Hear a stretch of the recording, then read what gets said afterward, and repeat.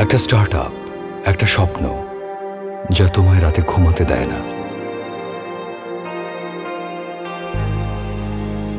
যা তোমার মধ্যে তৈরি করে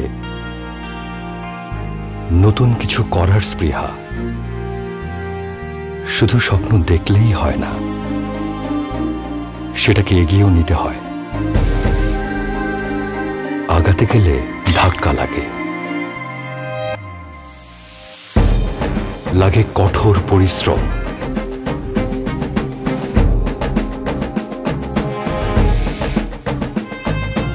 স্টার্টআপ কেবল ব্যবসা নয়, একটা প্যাশন।